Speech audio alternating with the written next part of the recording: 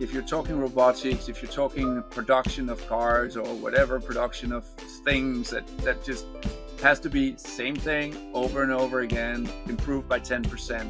There's no harm in AI. It will do better than any human. But I still think that the teams, you really lose the sense of what a team is and the team camaraderie, team feeling, team, all of that.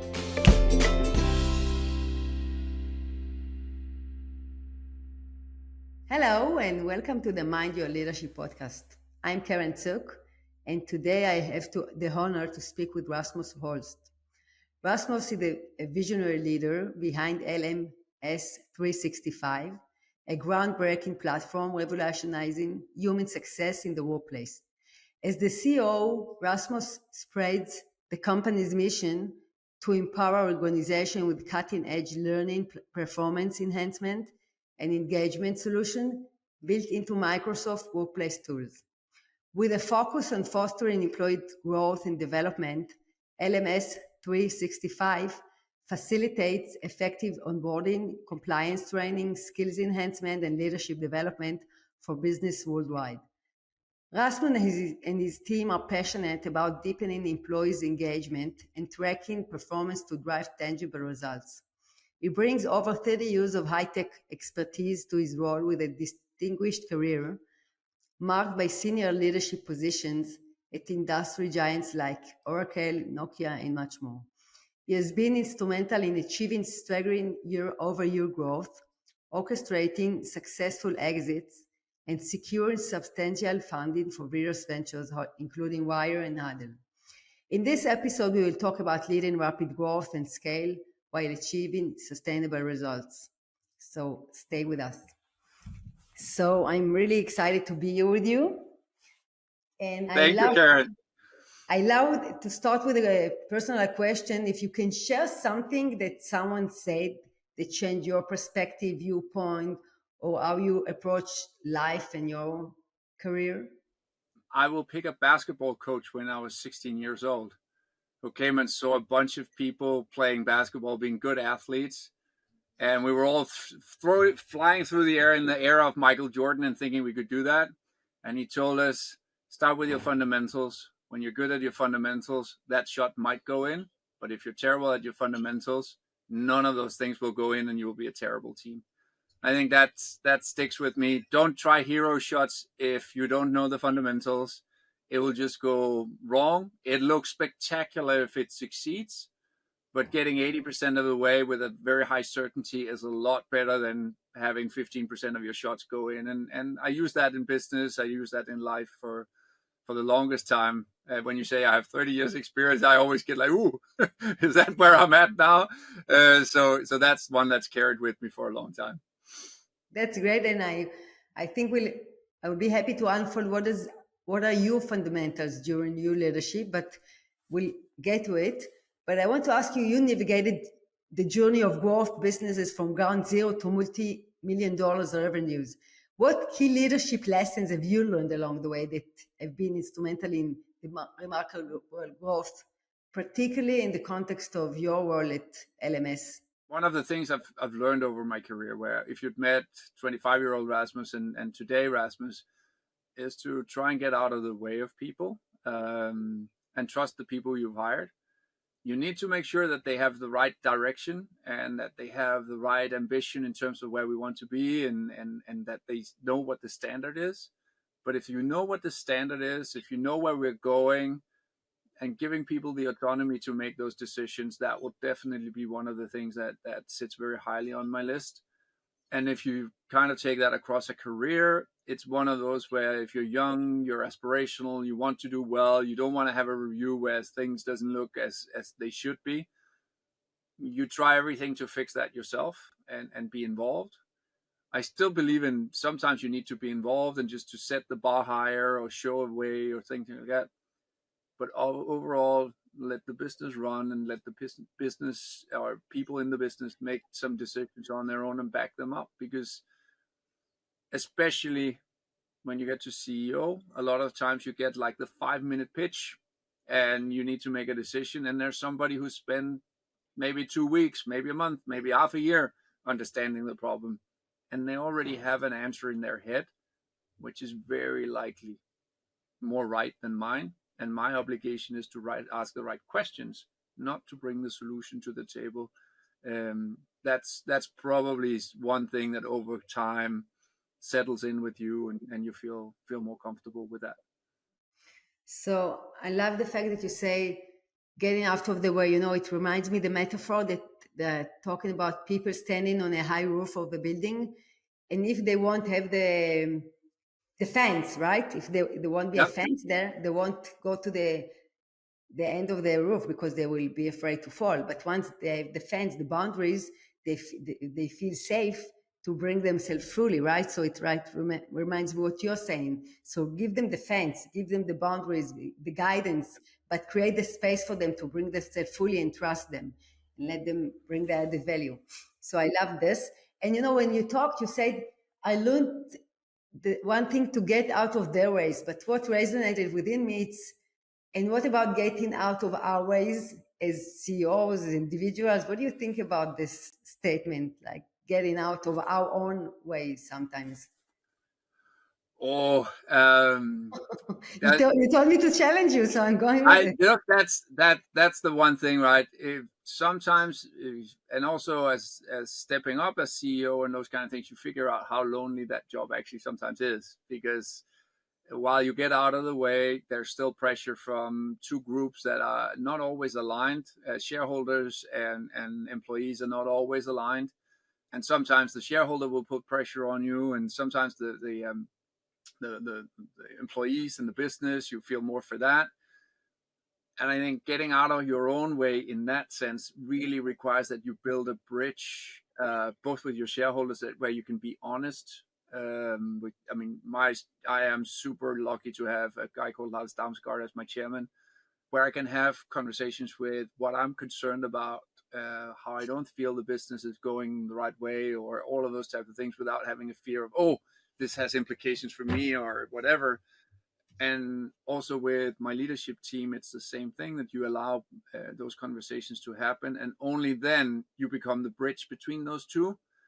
And there, I don't think you can get out of the way, because that is your role, and you're stuck in that place, and you are asked to kind of build a bridge between those two things. And I think that's, for me, the biggest challenge, that those two groups will always be there. They don't necessarily have the same directional sense of an economic outcome might not be the same great thing as what would be the journey for the team, and sometimes the journey for the team actually delivers a great outcome. So the more you can align those two things, the better the company, the more safe the company feels, and the more safe you feel as a CEO, that the board backs you up, the chairman backs you up, and all of those types of things when things go wrong, because everyone will back you up when it's going high flying good. So what I hear you say, it's actually a paradoxical aspect, because you say, first of all, it's about communication, right? You create this honest and frank communication between everybody in order to get them engaged and aligned, right? But at the same time, you yourself need to be vulnerable and to hold the space that you don't always know the answers, right? There's a lot of uncertainty in this spaces. So like it's holding the space, but at the same time being humble, being vulnerable. How does it resonate with you? I mean, that's my style. And this is one where I've been lucky enough to also see CEOs and leaders who've had different styles, who were able to like almost be forceful with their own communication and their presence and the way they did things, that you can almost force things to be the way you want them to be. I know that that's not my style. I can't deliver that. I've seen it being very effective, and I mean, I'm in awe of people who can do that as well. But I just look at it and go, I couldn't play that way. That's not my style. So I need to find my style, and my style is very humble. It's very transparent. It's trying to make everyone understand my vantage point, because I think that's sometimes where it goes wrong, right? Because then if the shareholders think that now you're doing this for the business, or this is why you're undermining my potential earnings and all that, that's not what I'm doing. I'm actually creating a great journey for the team and for everyone that they actually understand. So for me, it's a lot about creating a platform of understanding because, as you say, there's not always a full alignment. But if the platform of understanding is the same, there's a higher likelihood that we won't go into complete chaos, but have some level of directional vector in the same direction. And that's how I can execute on things. I know, again, I've seen leaders do it in very different ways to mine, and be successful. So I think you said two important things. First of all, you need to find your own style, right? Because maybe someone is more aggressive, but if you won't act upon your style, apparently you won't succeed. So we need to be true to ourselves and the way we feel like the right way to lead, because there's not a specific right way. Each and everyone is different a little bit, and we need to find our own flavor. I think this is the important thing. And what resonated with me when you said, when I asked you what, as the CEO, what you need to get out of your own ways. So I heard what you say, that it's the ego, because you're leading from a humble place. You say, I don't know all the answers. It's okay to be uncertain, to speak with people. I don't think it's an obvious thing to do. For you, maybe it's very obvious and natural, but I think a lot of CEOs and leaders are struggling with it, how to show up fully, to be vulnerable, how much to say, how much not to say. If I will say that I don't know the answer, how will people look at me? From your perspective, what do you know about it? What do you... I think so. Number one, I think you need some level of ego to become the CEO. That's what it is. So that's a difficult one, that you only get there if you have some level of ego there. It has to be some level of, I'll raise my hand when there's a position up for grabs, or I'll ask for this, or I'll do those types of things. And then when you figure out you got there, then you start to figure out, how do I deal with this? Let's in no way pretend that I don't like to win. I love to win, and I love to all of that. But what I've realized is that if that's the number one thing that drives me, I actually get in my own way. And I have a very good friend who is a long distance runner, and one of the things that he was very inspirational to kind of say was, he ran from southern France to Denmark, 1,800 kilometers. During the run, he eats something where he gets diarrhea for no better, and you can't run. Now you have faced with the decision: do I then run 1,800 kilometers, or do I take the car and drive for a couple of days, restore my health, and then see if I can even run back home? And he ran for 1,550 kilometers. And at the end, he went like, but the journey became a lot more beautiful, because all of a sudden his family came and was with him and tried to help him. He was running alone, right? And then his running club came and said, can we run with you? Can we help you? Can we be with you? And the journey to run 1,500 kilometers was a lot more beautiful than he thought the 1,800 became. And when the story is told 5 years, 10 years from now, even by me now, it was about the journey. It was not about the end point. And I am, as a CEO, I would obviously go, I want to reach 100 million. I want to be a unicorn. I want to set all these goals. But what if the goal is that the business was worth 900 million, but everyone had a good time getting there? Isn't that worth a lot more than just getting to that end goal exactly? And I actually think that's where you can bridge the shareholders and the team, because I mean, while shareholders will be very, very interested in money and the output of the business, they're also interested that they can tell a great story of what they've been part of. And I think there it helps that you're in human success and not in cybersecurity or cleaning of oil waste or whatever kind of thing that you could otherwise be part of. The fact that it deals with people, I think, gives me a platform to be like that certain other CEO positions might not give me. So I think it's not obvious what you're saying, and it's so important, because as CEOs and leaders, we need to achieve things, to have the right resource, and sometimes we lose the enjoyment of the way. And I think it's so crucial to also part of I think your mission and other leaders, that can be a mission to create well-being for the employees, to have people enjoy the journey, for us to enjoy the journey. And once we can also enjoy, and to be honest, sometimes there will be stressful situations and times. It's okay. We need to find the right integration, right? It's not balance anymore, it's integration. But we need to prioritize also the enjoyment of the way. And I think something that we sometimes lose sight of, because we are so busy achieving our goals. So thank you for this insightful thing you said. And it takes me to the next question, because you have an extensive experience in high tech and leadership roles, Yeah. and your platform is actually combines the AI, right? So I'm Yeah. interested to hear your thoughts about how do you see the AI shaping the future of organizational leadership, particularly in terms of driving employees' growth and development and engagement. Like, I'd be happy to hear your thoughts. It's actually funny that you say this thing about the journey. This is why we decided to call the platform Human Success, because we find it super paradoxical that people, we are dealt with as human resources, human capital. And even if you just take Nick Mehta and Gainsight, they were able to change the narrative of how we treat our customers, from customer support to customer success. So why are our customers a successful thing? They should be successful, but people are resources. That sounds like an industrial thing from the Industrial Revolution or something like that. And that, I think, already by saying that, you actually change the direction to the journey, and that actually drives into the point that you were making about AI. The way we see AI is that it is AI supporting humans, not AI taking away humans. We're still a workplace, we're still people, and you as well as I, if your manager writes something back that's written entirely by AI, you can spot it. You still can, and you feel it.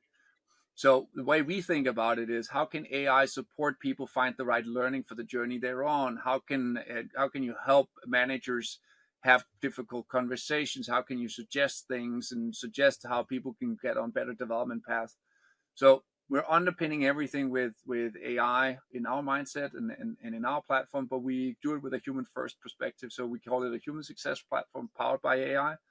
And that's also how I see AI, generally speaking, because I think we have a lot of hype about, I think AI is just on hype curve galore right now, right?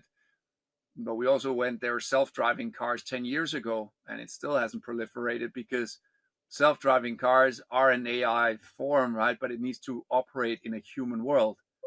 And when there are rules, but they are not adhered to 100%, it's difficult to be AI, because traffic is regulated 100%, yet we drive differently. And we also behave differently as people. So I think if you have mundane tasks that can be carried out by robots and AI, you're in a different position. But the place we're at with humans and human interactions and leaderships and teams and all of that, I still don't think that AI will be able to understand that you're different than me, I'm different than you. We have four other people with different backgrounds, different perspectives on life, and try to bring that together is super difficult. And if I just reflect on, for instance, the last year of leading this, I have two of my executives on maternity leave. What do you do? Do you Mm-hmm. lead that? Do we find somebody else? I had somebody who was in a serious car crash. Do you take them out? What did they do? Are they part of the business? And your role as a leader is not to be part of, is not to just come with a structured answer, to go see the people, talk to them, meet them, find out. Some were afraid, what about my ambitions to where I want to be going? Some were afraid of, what about my entire family? This is terrible. And you will never understand that as AI. And I don't think you will ever get to a point there. That needs to be the human touch that you deliver as a leader to keep your team together. Because an organization is just a bunch of people who believe in the same mission, and then they come together, and you need to make sure that that organism stays tight from what they have from family, from outside influences, from their culture, from their upbringing, from whatever. That's what you need to make work. And I don't ever believe that AI will be able to do that. Look, I agree with you. And we as human beings are developing the AI. But what makes me think, if we want to increase our self awareness, we can develop really sort of a cheaty tools, right? That will Yeah. abuse the human side. So, how do you see the potential negative impacts of AI, and what we need to be aware of as human beings, as teams, as managers in the workplace that really develop these tools? I I think we should. My perspective is that I'm still cautious in terms of how you have this impact your teams, because I think if we start to rely on AI to make the decisions, I still think there's a panache to making human decisions. And if AI could predict everything that happens in the world, just make them do gambling, and you'll be a billionaire in no time. Mhm. And there's a reason why gambling, especially if you gamble sports, doesn't really work, because sometimes the little team beats the big team, and it turns it around, right? So I think I still think there's lots of dangers, but just implementing, especially in things that has to do with human. Again, if you're talking robotics, if you're talking production of cars or whatever, production of things that just has to be same thing over and over again, be better at it, improve by 10%. There's no harm in AI. It will do better than any human. Mhm. But I still think that for teams, you really lose the sense of what a team is, and the team camaraderie, team feeling, team. I mean, all of that. So what are you saying? I couldn't agree more that at the end of the day, as managers, we need to use the data in order to increase the well-being of our employees, the management of the team, the connection between the people, because the feeling and the ability to take care of our employees and to see them, to let them feel seen, the AI won't be able to do it instead of the human beings, right? We need to nurture the connection between the people beyond these tools, but to learn skillfully to use these tools in order to have maybe more data about our onboarding, about our which Mm. training people need. So to use it as a tool in order to create better environment and engaging environments for employees. And then use AI and to ingest ideas into their decision making, because I think that actually helps. Because if you have people who are trying to make a decision, one of the things as you scale a business is how many people have seen what comes next and comes next. We see business as this long continuity line, but there are definitely steps where from 0 to 1 million in ARR, you do something very different than you do from 75 to 100 million. It's a Mhm. different way of selling. It's a different way of building the team, structure, process. There are all these like little almost leaks that you move into along the way. And Mhm. sometimes, and here I think actually it's great with AI, because that can actually take the learnings of how do you do this. And Bessemer puts out how the numbers should look, and there are plenty of articles on how you deal with the next scaling. And for somebody, and we have some of those people in our company who've not seen the scaling journey beyond what we've done with the company, to give them suggestions for what comes next, who should you be hiring next, what should your organization look like at 50 million, at 100 million, what decisions should you make now that will maybe degrade your performance a little bit now but will help you in the long run. Those type of things, ingest that in the flow of work, and I think you'll have something very powerful, because that thing we forget. We always think that I just come in here, I follow a straight line, and the company will grow or it will go bust or whatever it will, right? But I follow a straight line. But it's like little leaks that needs to look different. And if you can design for that and understand that, we can help leaders a lot better, because then you can also explain to your team the journey we're on here is this. We're going from here to here to here. And sometimes the team will even say, hey, I like this entrepreneurial spirit. I don't want to be here when we're 100 million, because then it's just all IBM like, and it's like everything is cookie cutter, sales process, product, everything. I don't even want to be there when we get to that, but I want to be part of the journey from 1 to 25, and then I'll jump off and I'll take a new journey. I think that's how you can inspire people and tell people what's ahead of them, to allow them to make better decisions for themselves and also for the business. And I think because that's one, as one of the older ones in the organization here, you really see that people don't always know what good looks like, and they don't always know what great looks like, and they don't know that if you look out the window and we grew 50% last year, is that terrible? Is that amazing? Is that in between? Is it? I mean, that you get that perspective. And I think AI can really help with that synthesis of how other organizations have learned, and ingest that in your leadership, in the team, at various places during this journey. So you say actually to use the AI as data-based experience to create a more clear roadmap for people to understand where are you going through, and do they align with the next stage? Does it resonate with their own value? Do they want to keep on with us, or they will maybe want to move to another place. So to create this transparency with the employees in order to help them go forward with us, and maybe to find that they're not a good fit anymore, and it's also okay, no? I think this is also a great issue. I think a lot of people don't like to let go of people because they take it really personally, right? And Of course.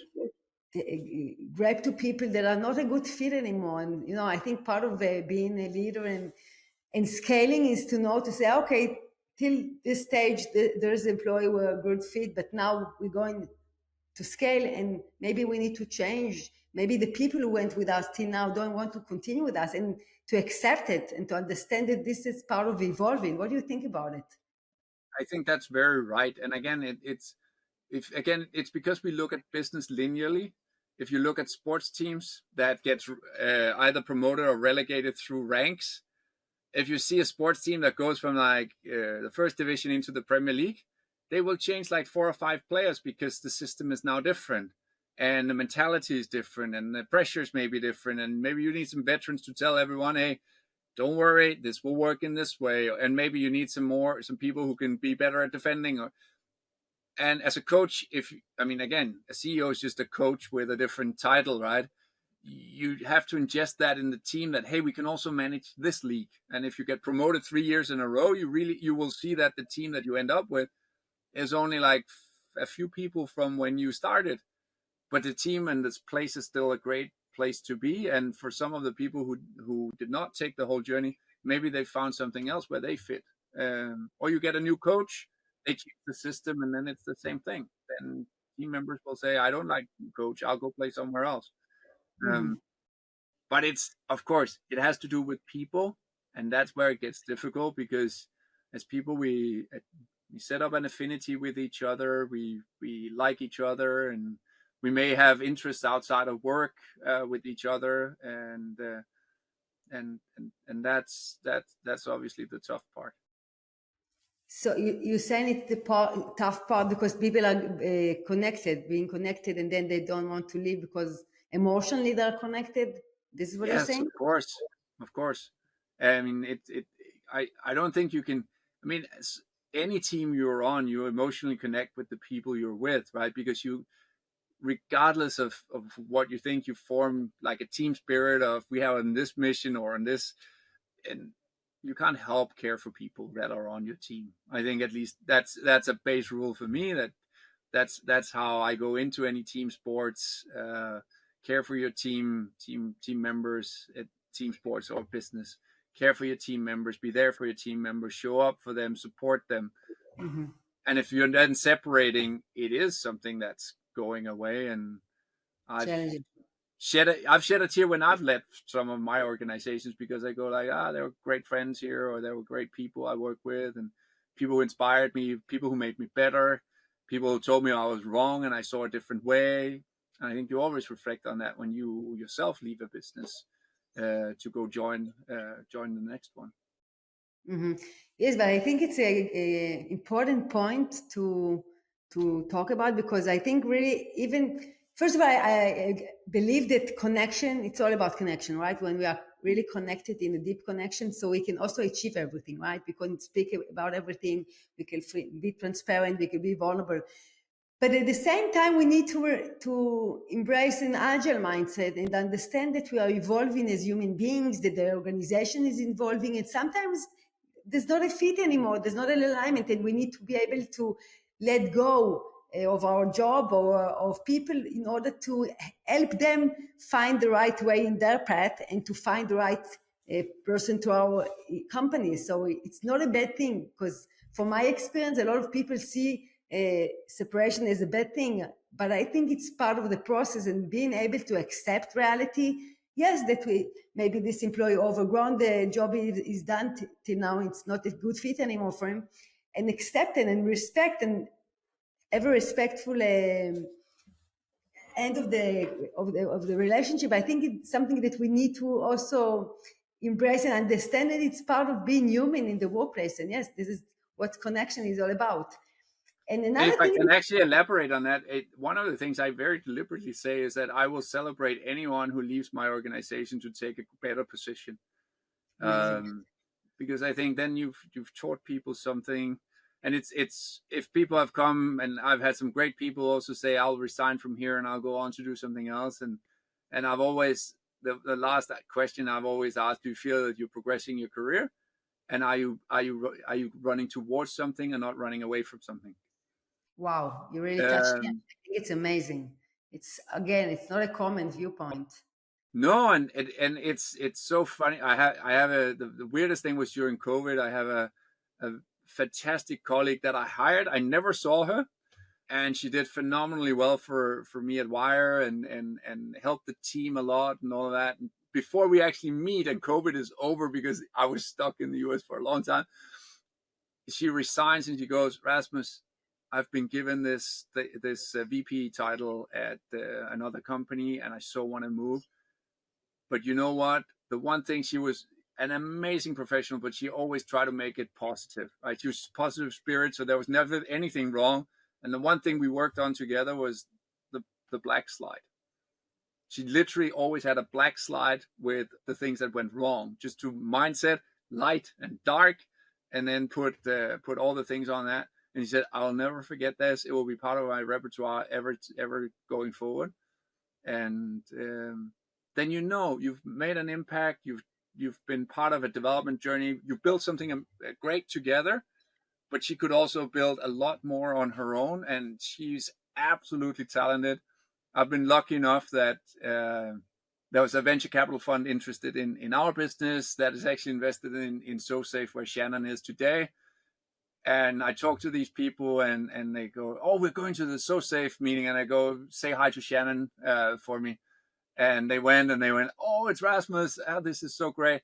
So you still have that connection, but you taught each other something, and she taught me plenty as well. So it's not about a one-way street.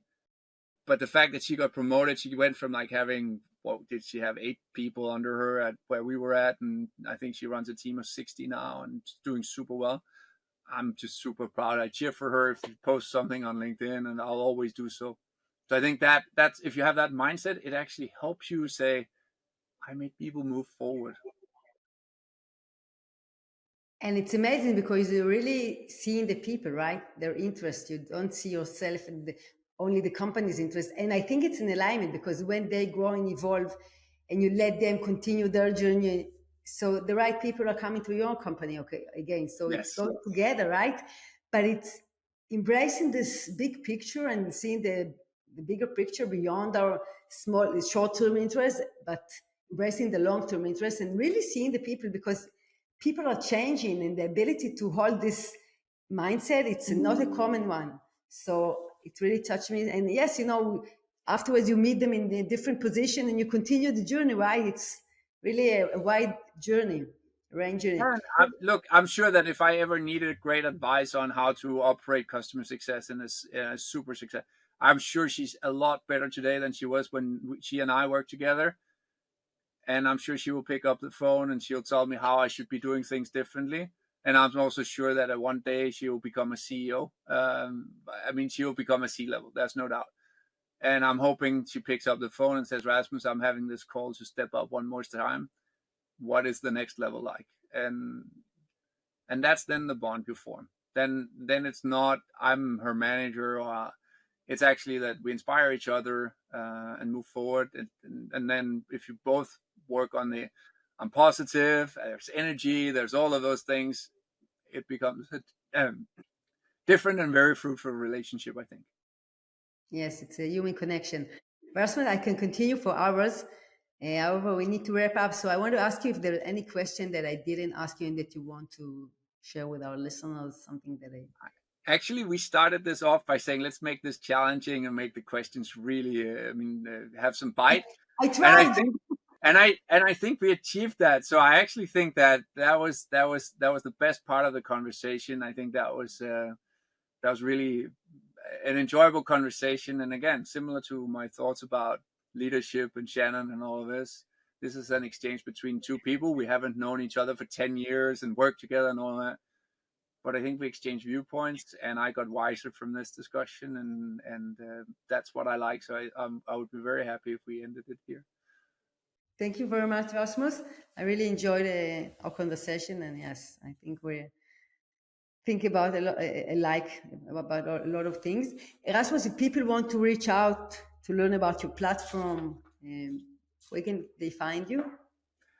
So you start out by selling LMS 365, and in the interim, we changed the name to Zensai. So it's actually at zensai.com, Sorry. ZENSAI.com.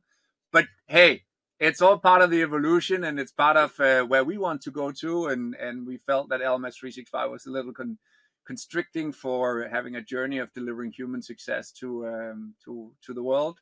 So we upgraded that, but at Zensai.com, if people write LMS365.com, they will still get to the right place. Okay, good.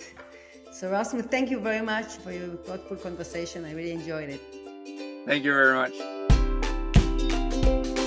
Hope you enjoyed the conversation. You're invited to subscribe to our podcast in order to know when we upload a new episode, and follow us on social media. Thank you for listening. Until next time, take care and bye-bye.